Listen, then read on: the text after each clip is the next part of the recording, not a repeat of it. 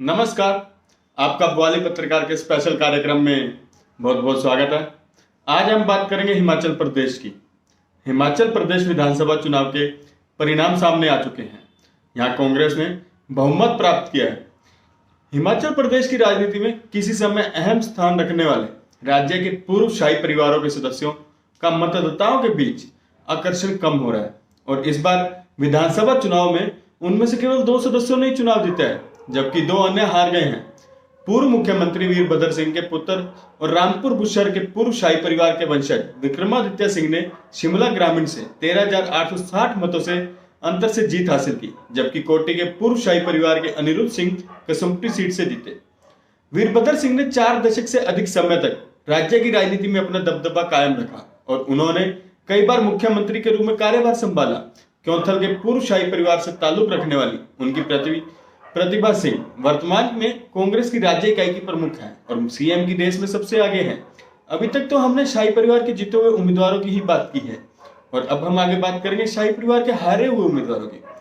विक्रमादित्य सिंह ने भारतीय जनता पार्टी यानी बीजेपी के रवि मेहता को हराया, जबकि अनिरुद्ध सिंह ने निवर्तमान शहरी विकास मंत्री सुरेश भारद्वाज को 8,865 मतों के अंतर से हराया। दूसरी ओर चंबा के पूर्व शाही परिवार से ताल्लुक रखने वाली कांग्रेस की आशा कुमारी डलहौजी सीट से हार गई। इससे पहले वो लगातार 6 बार ये सीट जीत चुकी थी। बहुत बड़ी बात है ये। निर्दलीय के रूप में खड़े हुए कुल्ली के पूर्व शाही परिवार के सदस्य हितेश्वर सिंह भी बंजार विधानसभा सीट बीजेपी के सुरेंद्र शौरी से हार गए।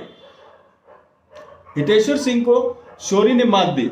खीमी को मत 19,963 मिले। पूर्व राजघराने के एक अन्य सदस्य हितेश्वर के पिता महेश्वर सिंह को शुरुआत में बीजेपी ने अपने आधिकारिक उम्मीदवार के रूप में नामित किया गया था, लेकिन उनके बेटे द्वारा बंजार निर्वाचन क्षेत्र के निर्दलीय उम्मीदवार के रूप में नामांकन दाखिल करने के बाद उन्हें टिकट से वंचित होना पड़ा। असल में कांग्रेस के 6 बार के मुख्यमंत्री रहे वीरभद्र सिंह के बिना यह पहला चुनाव था। हिमाचल का रिवाज हर बार सरकार बदल देने का है, लेकिन वीरभद्र और मुख्यमंत्री के चेहरे के बिना कांग्रेस के लिए यह आसान नहीं था। कर्मचारियों की नाराजगी को पढ़ने में बीजेपी की केंद्र और प्रदेश की जयराम सरकार असफल रही। इसे ही कांग्रेस ने चुनाव जीतने का महत्वपूर्ण हथियार बना लिया। वर्तमान सरकारी कर्मचारी और ओल्ड पेंशनर की करीब 4 लाख से अधिक की संख्या है। प्रदेश में औसतन हर दूसरा घर इस मुद्दे से सीधा जुड़ा हुआ है।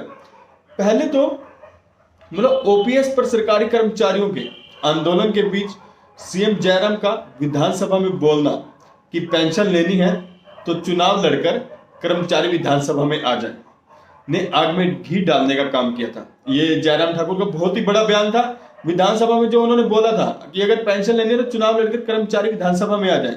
तो इससे कर्मचारी काफी नाराज हो गए थे। विधानसभा चुनाव में बीजेपी का फोकस रिवाज बदलने को लेकर ज्यादा था, इसलिए उसने कांग्रेस के उठाए मुद्दों को काउंटर ही नहीं किया।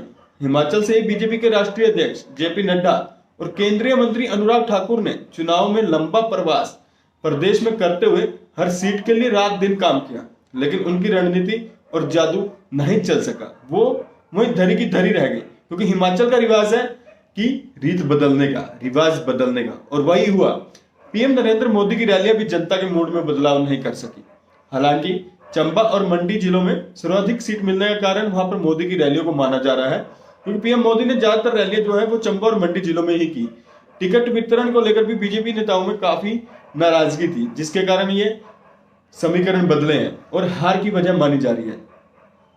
इस चुनाव में 21 सीटों पर बीजेपी के बागी ही पार्टी के आधिकारिक प्रत्याशी की जीत में बाधा बने हुए थे।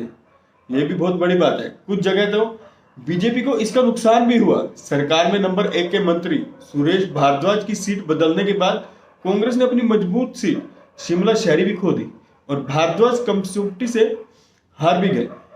यह भी बहुत बड़ी बात है। अभी कसुम्पटी सीट का हमने पहले भी जिक्र किया था, जिससे कि ये मंत्री हारे हैं। इसी तरह कुल्लू में बीजेपी के पूर्व सांसद महेश्वर सिंह का टिकट न कटने पर वो जीत सकते थे। नालागढ़ व देहरा से भी बीजेपी प्रत्याशी के टिकट कटने पर निर्दलीय के रूप में खड़े प्रत्याशी जीत गए। ये भी बहुत बड़ा अंतर था।